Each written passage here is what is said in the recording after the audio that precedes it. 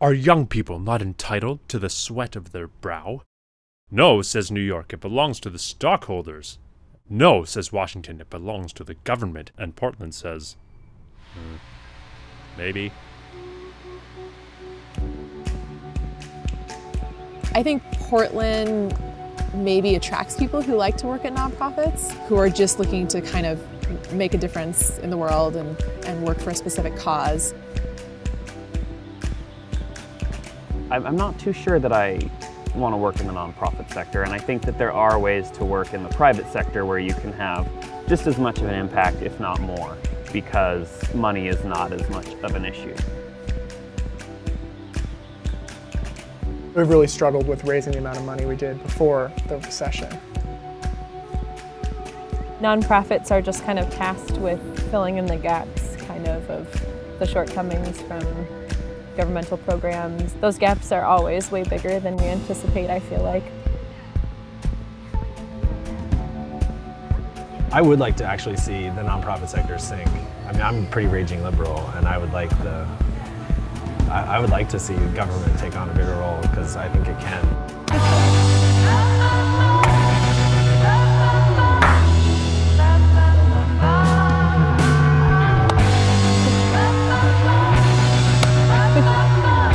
Nonprofits fill a hole that no one else could, kind of being a third party, you know, like being the uninterested, hey, we just want to solve this one issue, we just want to do this good stuff. We'll just start at the beginning again? Yes, please. All right, so SOLVE was started in 1969 by Governor Tom McCall, who's really famous for passing the beach bill in Oregon, which made all the beaches public so they couldn't be privatized. And so everyone in Oregon can enjoy them, and also for passing the first bottle bill in the country. The mission of SOLVE is bringing Oregonians together to improve the environment and build a legacy of stewardship. Total at SOLVE, I've been here about 5 years. SOLVE was definitely my first nonprofit experience. I wasn't really familiar with nonprofits before that, so I did that for 2 years. I had kind of decided that the part of the job that I liked the best was working with students.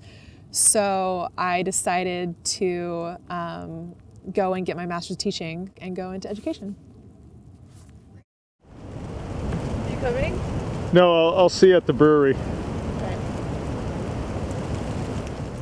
Well, together we've been living in Portland since 2007, so like 4.5 years. Wow. Yeah. 4.5 years. So my first real job in Portland, I had another small job for a few months. Does that work? That works. Can even look like it was meant to be there. Was working at the nonprofit SOLVE. I worked there for 3 years until this year. What brought me there was I was looking for a job at a nonprofit that did environmental work. I also knew 2 people who worked there. You don't care about full names or anything, do you? Okay. I could spell it if you want. I started volunteering at SOLVE also, which is where I ended up finding a full-time job after about 9 months at Starbucks. And I worked there for about 4 years. I am a full-time Jesuit volunteer with SOLVE.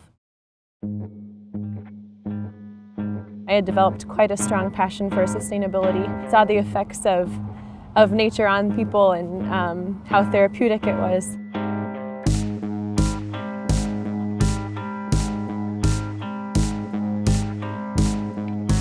The environment is very important to me. It's important to me because, not because I actually value it over people or anything like that, but because it's something that I think hasn't had the attention it deserves throughout history, and that's why it's important to me. It is important because it is helping people. I think some people think it's totally detached, but it's not. It's completely intertwined. We all still live in the greater world, and we need to take care of it, or else we're screwed, basically.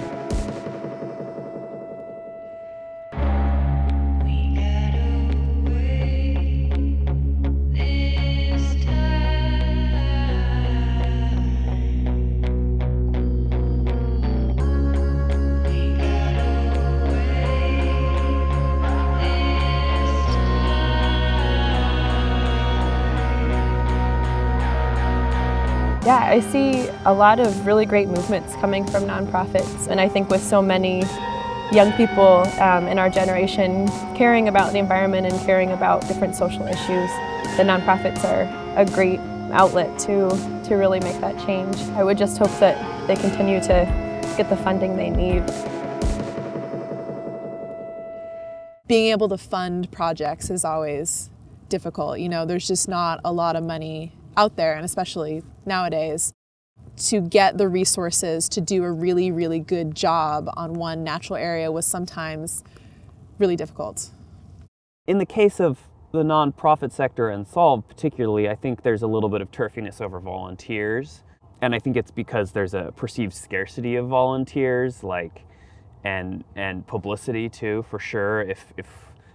If Solve was involved in something and we were partnering with someone, it was always a delicate balance to try and figure out who got all the credit. Then also money, of course. You know, I mean, all the nonprofits were trying to get the money out of the same foundations, out of the same big companies, same high-level donors. You know, Oregon is a fairly small state and Portland is a fairly small city, and there's a lot of people wanting to do good work and not a lot of people that can fund that work necessarily. So I think that just creates a little bit of that turfiness.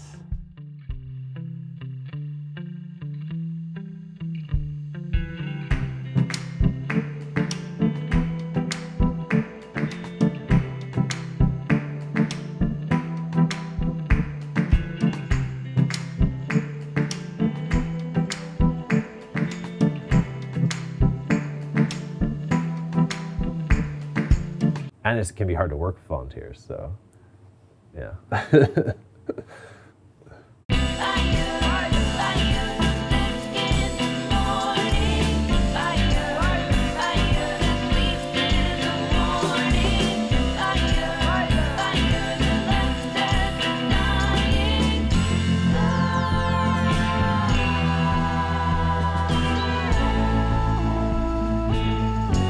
I think you need to be really passionate about what you're doing.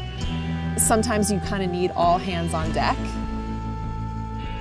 At my nonprofit last year, we were a 2-person office, and we could have been easily a 5 or 6-person office. To keep doing that, you need to be pretty internally motivated and motivated by the cause that you're working for.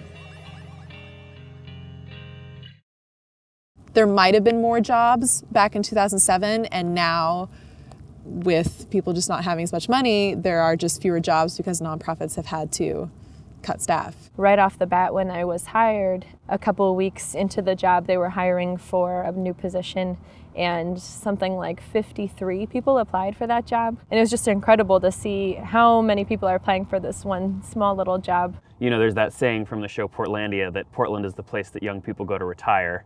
And I think there's a lot of truth to that, and it's unfortunate. And I don't think they necessarily come to Portland looking to retire, although they might, but they are sort of forced into retirement because there are no jobs. It is just kind of a rough time in our economy that we do have young, passionate people, and it's hard for them to find jobs right now.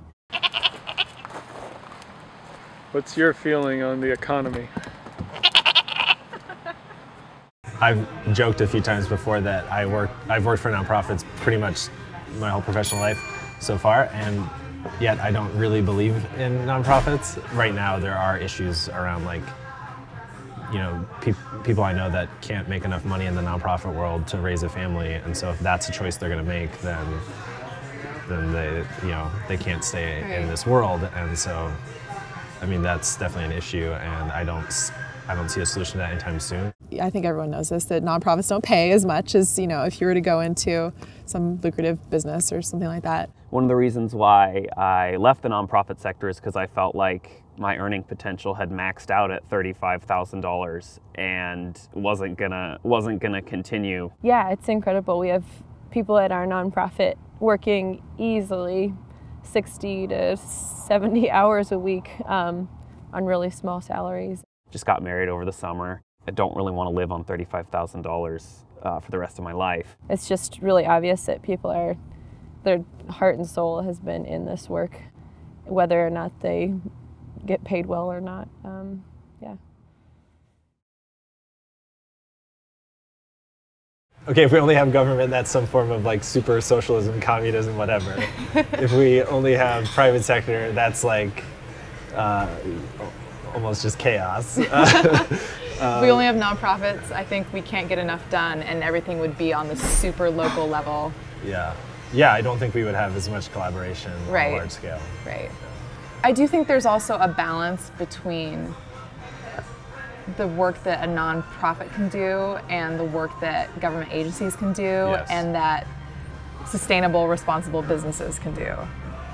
So I don't think it's all on the nonprofit world to make things better. So it really is a family then. I think it can be. I think it can work. Yeah. But not always, obviously. Yeah. We are positive, damn. I know. I'm so happy.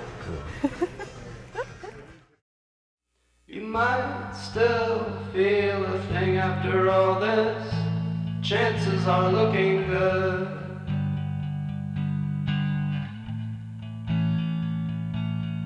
They're telling me it's not such a wild notion. I never would have thought.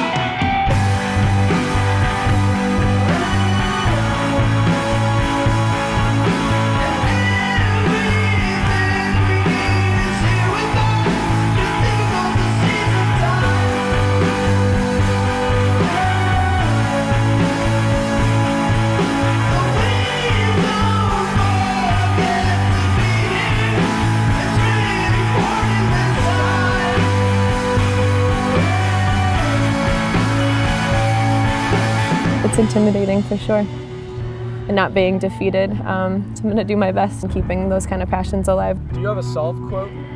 A solve quote, like on my website? On the website. I do. Whether I have that memorized is up in the air. It's by Rachel Carson, one of my all-time favorite people. It has something to do with just being in tune and aware of the rises and falls, I guess, of nature, because those are kind of the places to take refuge, the places to gain new hope and things. Yeah. Would you apply the same rises and falls that of the economy? I don't know if I find as much hope there, but then you just go for a hike and forget about it. I do feel positive about the future. You know, I also sometimes get really frustrated about where we're at and could see, you know, I feel like there is a lot of potential for Gen Y stepping up and creating a more positive future for everybody, or not, and we'll just see what happens, I guess.